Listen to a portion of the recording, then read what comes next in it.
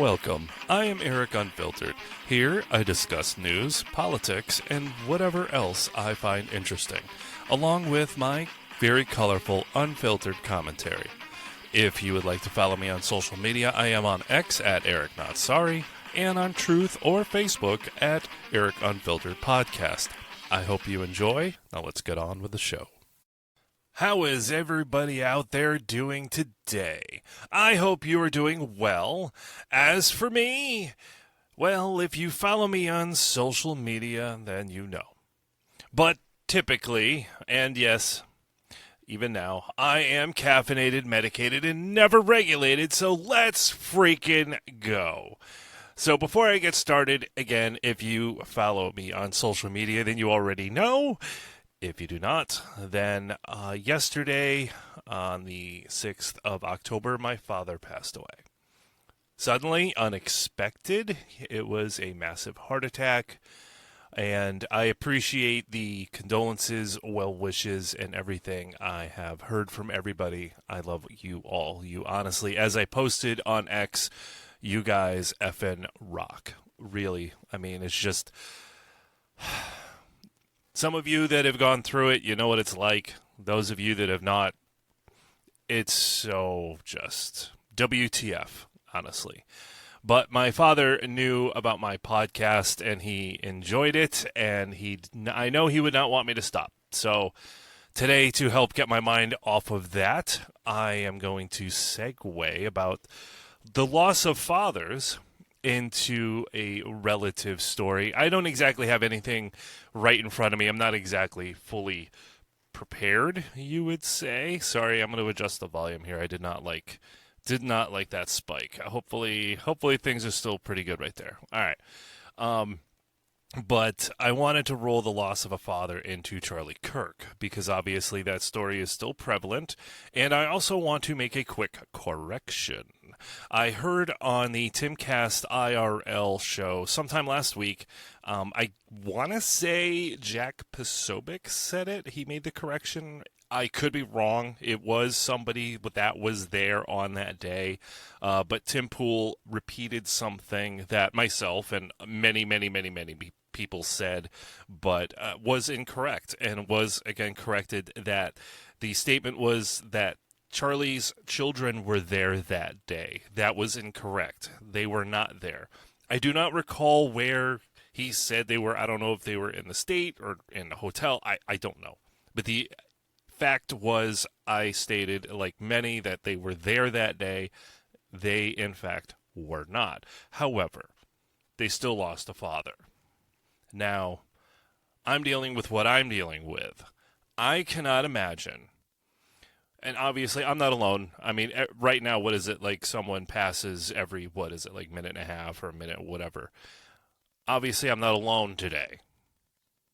But I can't imagine what those children are experiencing with the loss of a father so publicly, so violently over politics, political speech, thought, ideas, differences of thought.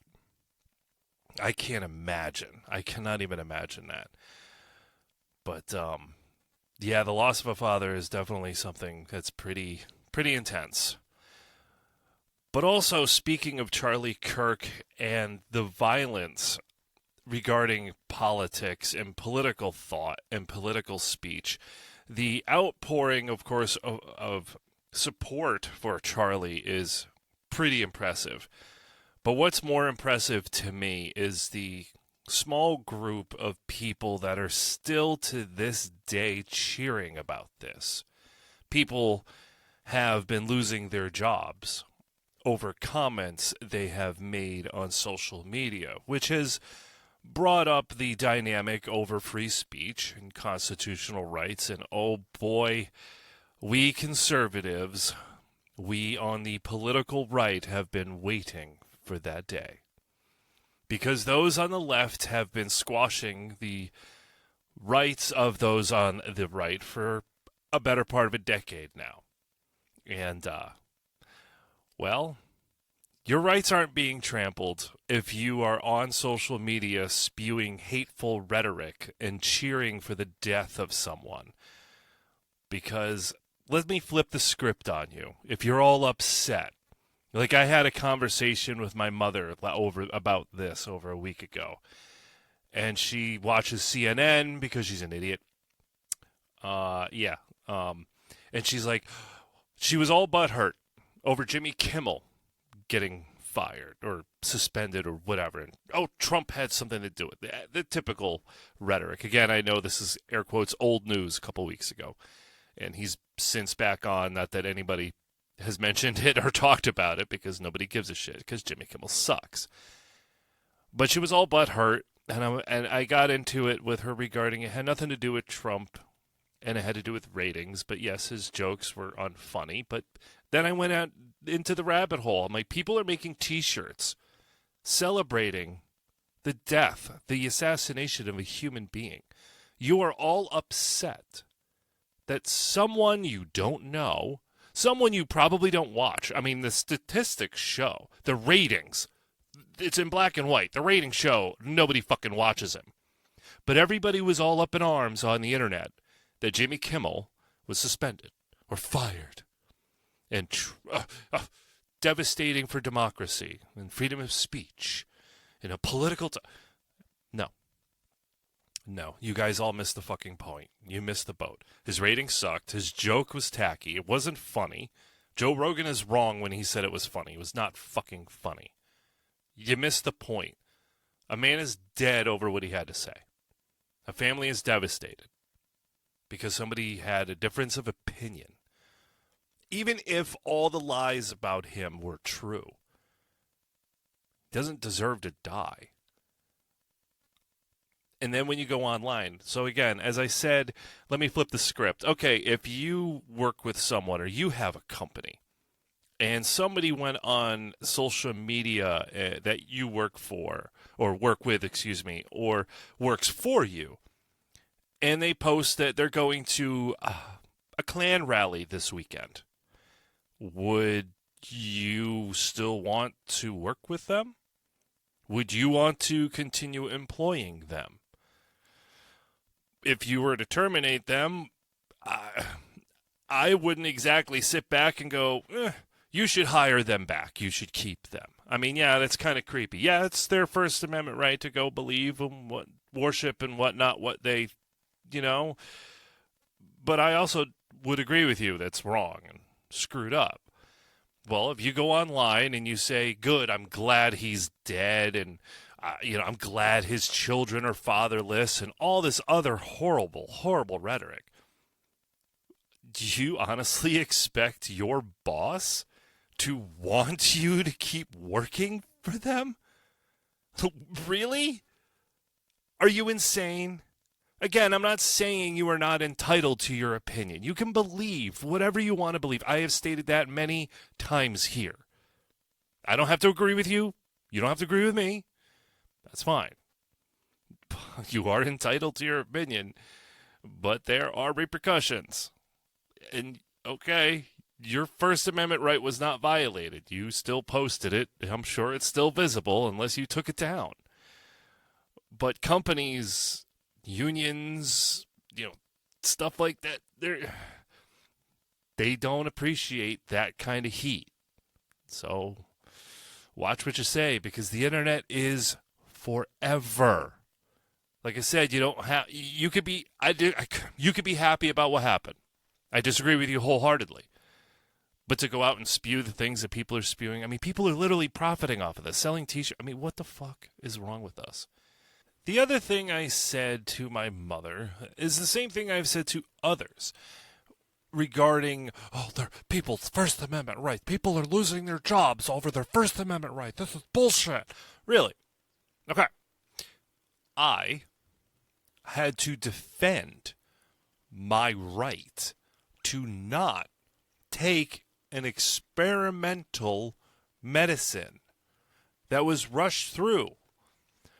That one political party said it was the greatest thing since sliced bread, and the other party said never. We will never take it ever. And then after an election, the other party that was the never ever getting it was the one that said you better get it or you could lose your job. Whether you were a doctor and nurse, they were heroes, and then they were zeros. They were pariahs. If you did not toe the line, you lost your job. I had to defend myself as to why I would not get it. There was a time where I could have lost my job if certain laws were not overturned by certain courts. So I say, boo effing who? You went online and cheered for death. And now you're losing your job. People lost their jobs because they didn't want to or medically could not take an experimental vaccine, drug, shot, jab, whatever you want to call it, that was so safe and effective that there is a lot of stats showing that it wasn't. But we were just conspiracy theorists that didn't deserve medical treatment a la Jimmy Kimmel if we refused to get the jab. People like him and others would say things like that. But please go on about teachers losing their jobs because they cheered for death. Spare me. We are not the same. Now, speaking of Charlie Kirk, what the story that really started hitting really hard online, at least on X, right before Charlie's assassination, there was a story that I will look this up right now. I will pause this and look it up, but it was about a murder in North Carolina that I believe happened in September. Again, I'll look it up. Of an innocent young woman just sitting on a bus, just thumbing through her phone like so many people do. And she was savagely butchered on camera. The video is online. I have not witnessed the video, although I did, unfortunately, yesterday see the end of the video, and why it is not a national story is beyond me, but some people do speculate. But I will pause here to look up the story because I wanted to cover her story before the assassination of Charlie Kirk. So obviously my last episode was about Charlie, and that's all I wanted to cover. So I'm going to pause real quick. Let me bring up that story, and I will read what I find. All right. Sorry to pause there for you, but I am very glad I looked this up because, wow, I was way off on my dates. So, as I stated before, Charlie was murdered. There was a story I wanted to cover because this story really started heating up in early September.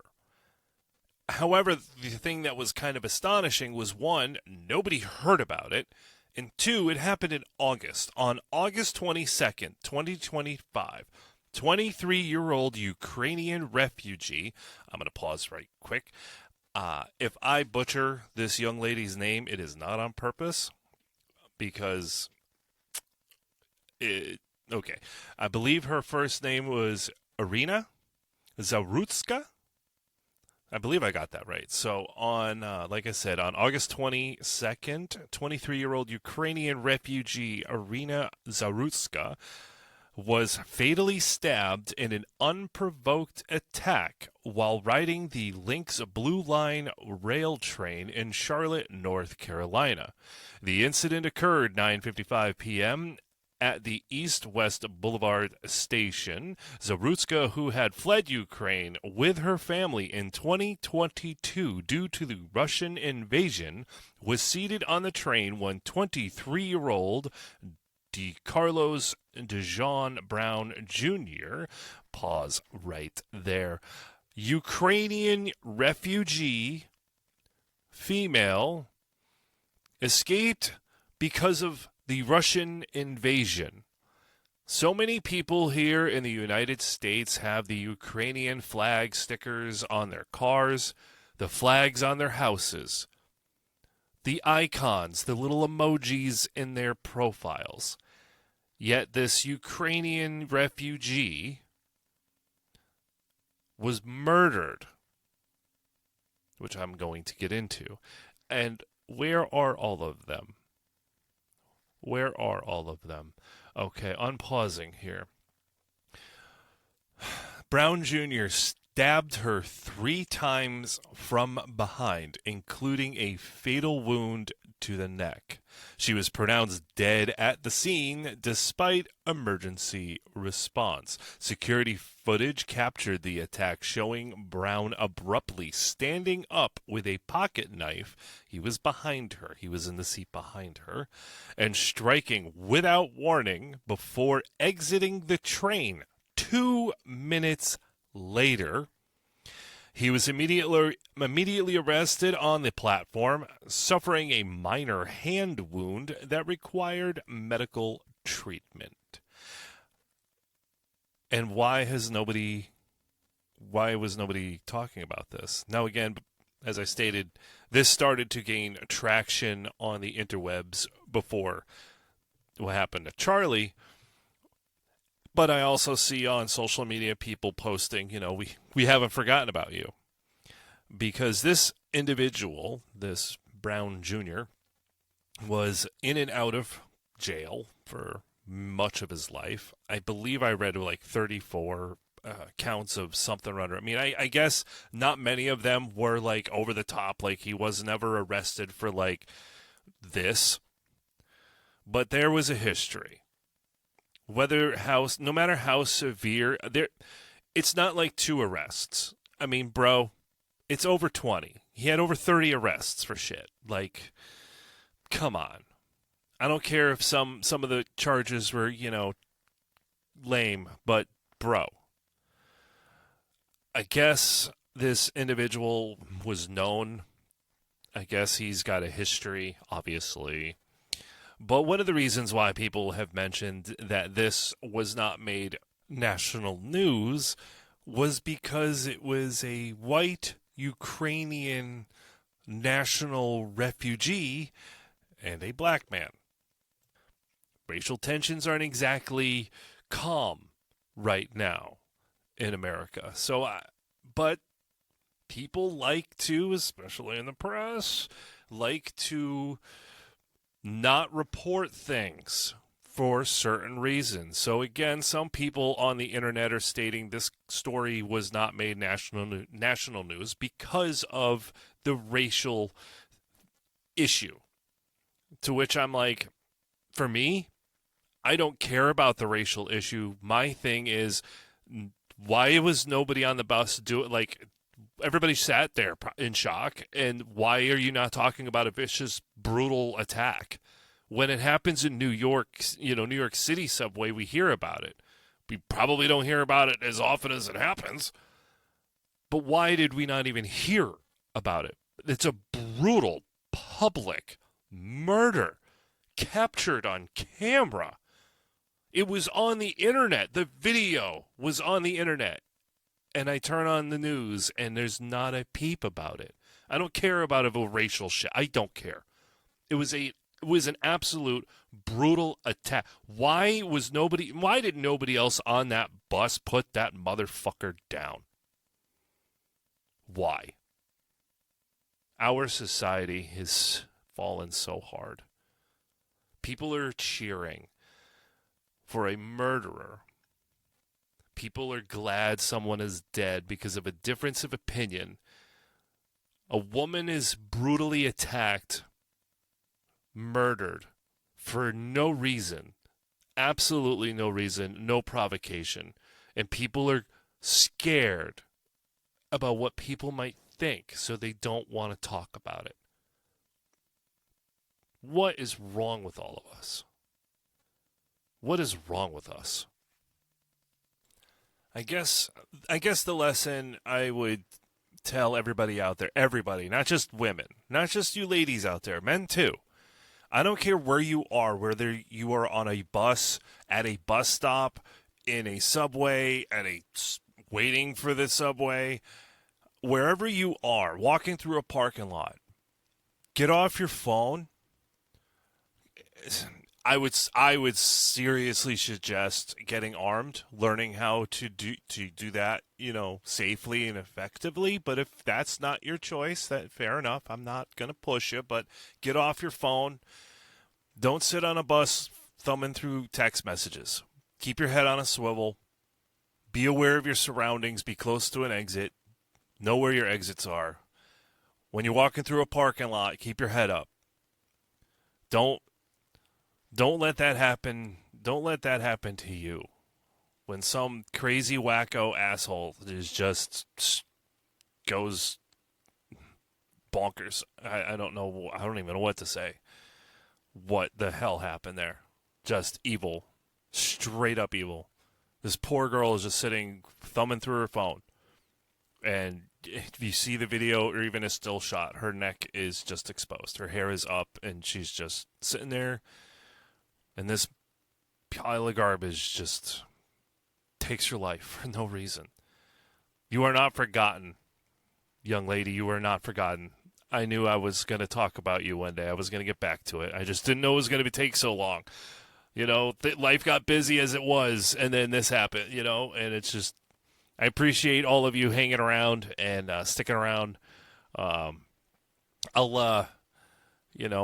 sure I will sit down more often. I will take more time on the weekends, but I appreciate you guys hanging around. Don't worry about me. I'm good. Today, I've had some rough times today. It's been a rough one, but I appreciate you taking the time to listen to me because this helped. This was very therapeutic for me. So if you like this episode, give it a like, share, all the internet shit. I redid the intro because I'm learning some stuff, and I hope you like it. I know at the end the music trails off. I kind of liked it. That's why I left it, but I'm sure I'll mess around with that more in the future as I learn more. But again, follow me on socials if you like it. Give it a share. If there's any topics, subjects that you would like me to cover, please feel free to reach out. Send me an email, shoot me a DM. I am on X, Facebook, and all that good stuff. So, until next time, call your parents. Call your parents. Even if you don't want to. Give them a call. Until next time, keep being you.